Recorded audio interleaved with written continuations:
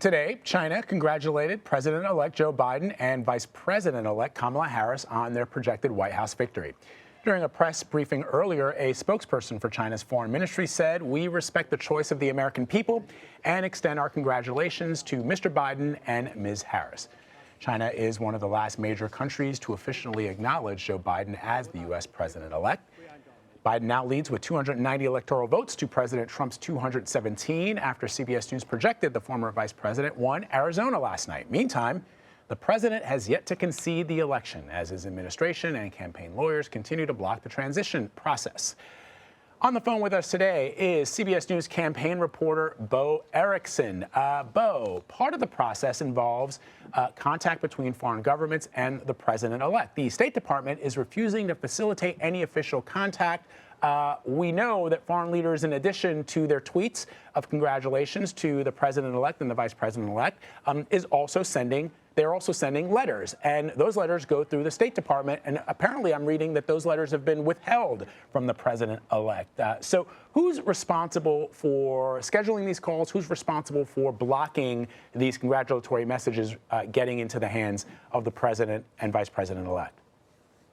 Hey, y'all. Well, we at CBS, myself, along with Margaret Brennan and Camilla Schick and Christina Ruffini, have really been pounding the pavement trying to figure out how these calls are operating without the State Department's help through it. So since Monday, Joe Biden has already spoken with 9 world leaders, and there is a range of logistics to get these world leaders on the phone to speak with Mr. Biden. Diplomatic sources tell us that some ambassadors to the United States are reaching out to the Biden team directly, while other embassy officials are doing it in some instances, and others are doing it more on an official route, like 10 Downing Street in the UK. They were the ones to reach out to the Biden team directly. But then we were also told that, some smaller nations that maybe are not as well connected with the Biden team, they are literally cold emailing people on the Biden transition team, just asking who the best person to get in touch with so they can put their world leader in touch with Mr. Biden. And because of the State Department is denying help with these calls are now being arranged by Tony Blinken, who is a former Deputy Secretary of State during the Obama years, and him and his team have kind of become the master schedulers of these congratulatory calls. And this is notable, I think, because Tony Blinken is discussed as potentially having a top foreign policy job in the Biden administration.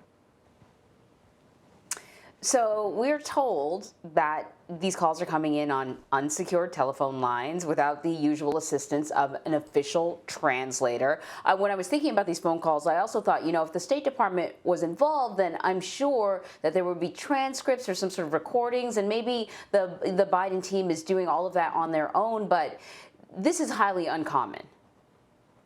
Yes, it's actually unprecedented, according to transition experts that we've spoken with.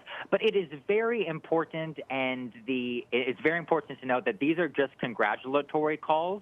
And so while it is, uncommon to not talk on an unsecure phone line, the gist of these calls is basically saying, hey, I look forward to speaking with you. And then they talk in very broad instances about, what Mr. Biden is thinking and what these foreign leaders are thinking as well. And this cautiousness is very specific from President-elect Biden because, according to one transition official who told me, he is very much of the belief that there is only one president at a time. And so this is in contrast with the transition from President Donald Trump in 2016, because if you remember, the Israeli government in December 2016, led by Prime Minister Benjamin Netanyahu, was asking Jared Kushner and Michael Flynn to lobby foreign governments on Israel's behalf, and then Flynn was also trying to delay that vote at the UN related to Russia. And so the Biden team is really trying to steer clear of any policy, we're told.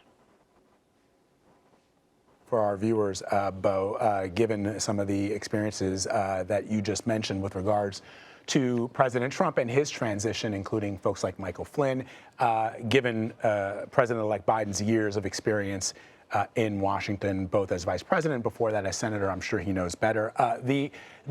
Going back to what we were talking about earlier with regards to China extending its first congratulations to the president-elect, I noted earlier, Bo, that the only major country that we haven't heard from yet is Russia and Vladimir Putin, in addition to the number of Republicans who refused to do so. But do we know why China delayed their congratulations? There has been some dampening effect on the reach out from some nations, not just more of these kind of adversarial nations, but other nations as well, we're told, that they don't want to cross the current president, President Trump, and so they are wait until the election results are certified. As you mentioned, Russia is definitely the last one to have not said anything yet. And it's really interesting when we think about China specifically, because the relationship that will come about between future President Biden and China, it's gone back and forth on tone throughout the campaign. Joe Biden started his campaign talking that China is, he said, not bad folks to a crowd in Iowa. He had to walk that back. But at the same time, he was boasting about how he spent the most time of any world leader with Chinese leader Xi Jinping. And then at the end of his campaign, there was recognition. They really ramped up. Mr. Biden was calling President Xi a thug. And this is language that he reserved for, the dictators of the world. So it will be interesting to see what more potentially we hear from the Chinese and Mr. Biden's team before the inauguration, and definitely once he's in office.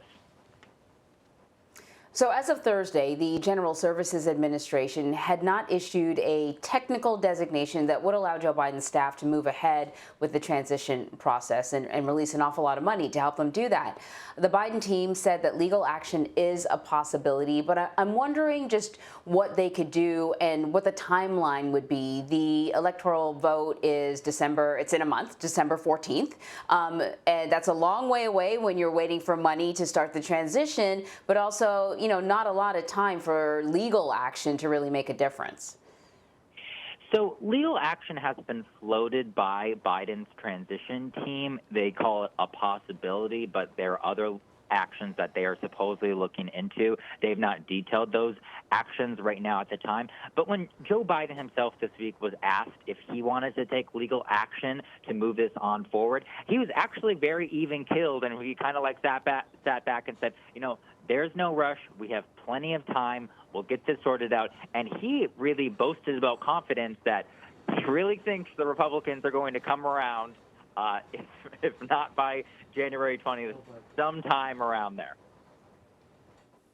Yeah, well, like I said, once those electoral votes are cast, I don't think there's any doubt at that point. I don't know what other sort of excuses you could use. Bo Erickson, thank you so much. Thank you.